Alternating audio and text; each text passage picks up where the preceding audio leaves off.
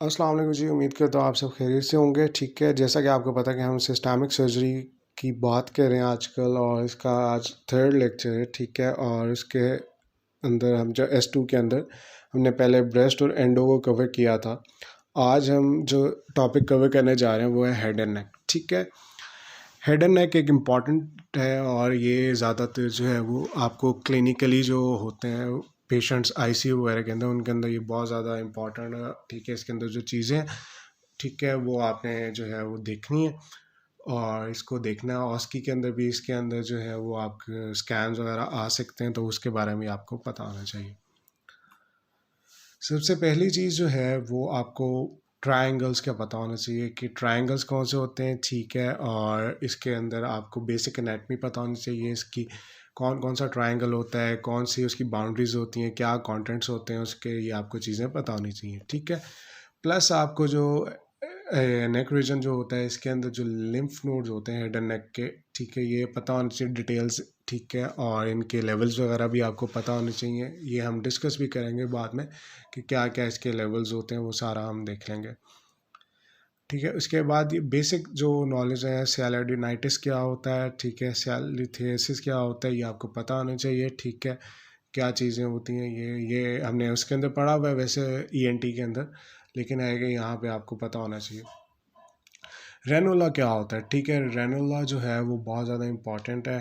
ठीक है, और ये ऑस्की वगैरह के अंदर भी ये पूछा जाता है और ये आपको अच्छी तरह पता होना चाहिए कैसे मैनेज करना है और कैसे हमने इसको डायग्नोज वगैरह करना है। ठीक है, एग्जामिनेशन पे ये आपको पता होना चाहिए। नेक्स्ट है जी पेरोटिड ग्लैंड। पेरोटिड ग्लैंड बहुत ज़्यादा इंपॉर्टेंट है, इसकी डिटेल आनी चाहिए। ठीक है, इसके अंदर से कौन सी नर्व गुजरती है, इसके अंदर से जो नर्व गुजरती है क्या वो इसको सप्लाई करती है या नहीं करती। ठीक है, फेशियल नर्व गुजरती है। ठीक है, इसके अंदर से तो नहीं कह सकते, इसके दो लोब्स होते हैं, सुपरफिशियल और डीप, उसके दरमियान से गुजरती है। ठीक है, और इसके जो आपका जो फेशियल नर्व है वो इसको सप्लाई नहीं करती, इसको जो सप्लाई करती है वो ऑरिको टेम्पोरल नर्व करती है। ठीक है, ये आपको इस तरह डिटेल्स पता होनी चाहिए इसकी। और इसके बाद इसकी डक्ट कहाँ पे खुल रही होती है, ठीक है, इसकी डक्ट का नाम क्या होता है, इसके अंदर कौन से ट्यूमर्स वगैरह होते हैं। ठीक है, और इसके लिए हम कौन सा इंसीजन देते हैं, लेजी एस इंसीजन दिया जाता है उसके लिए। ठीक है, ये आपको पता होना चाहिए डिटेल्स में। पेरोटिडेक्टमी वगैरह के स्टेप्स भी आने चाहिए। नेक्स्ट जो चीज़ आ जाती है जी सलाइवरी ग्लैंड के ट्यूमर्स क्या होते हैं। ठीक है, आपको पता होने चाहिए लो ग्रेड कौन से हैं, हाई ग्रेड कौन से हैं इसमें से।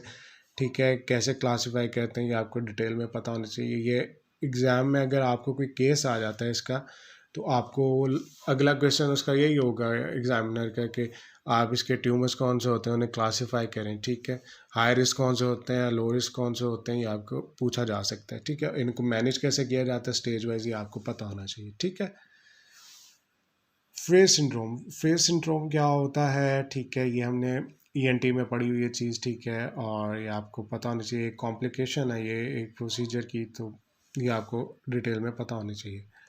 उसके बाद ओरल कैविटी के लीजन्स होते हैं। ठीक है, ल्यूकोप्लेकिया, एरिथ्रोप्लेकिया, ये क्या होते हैं, इसमें से कैंसरस पोटेंशियल किस में ज़्यादा है। ठीक है, ये आपको पता होना चाहिए।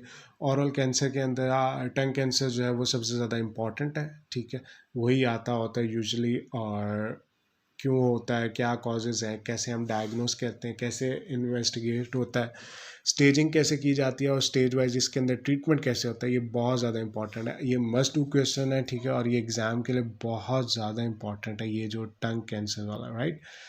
फिर नेक के अंदर लंप है, उसका डिफरेंशियल डायग्नोसिस क्या है, इधर इट इज़ ब्रेकल सिस्ट, ये सिस्ट आइग्रोमा है। ठीक है, और ये क्या, यानी कि जो भी है डिफरेंशियल डायग्नोसिस। ठीक है, लिम्फ नोड एनलार्जमेंट है, ठीक है, कोई ग्वाइटर है, आपको ये चीज़ें पता होनी चाहिए। ठीक है, इसके डिफरेंशियल डायग्नोसिस आपको डिटेल में पता होने चाहिए। क्लेफ्ट लिप क्या होता है, क्लेफ्ट पैलेट क्या होता है, किस एज ग्रुप के अंदर हम इसको रिपेयर करते हैं, कब इसकी रिपेयर पूरा कंप्लीट हो जाता है, ये आपको डेट्स ये मंथ्स वगैरह बहुत ज़्यादा इंपॉर्टेंट है। ये पीडियाट्रिक्स के अंदर आ जाती है चीज़, ये बहुत ज़्यादा इंपॉर्टेंट है, ये आपको डिटेल में आनी चाहिए, राइट।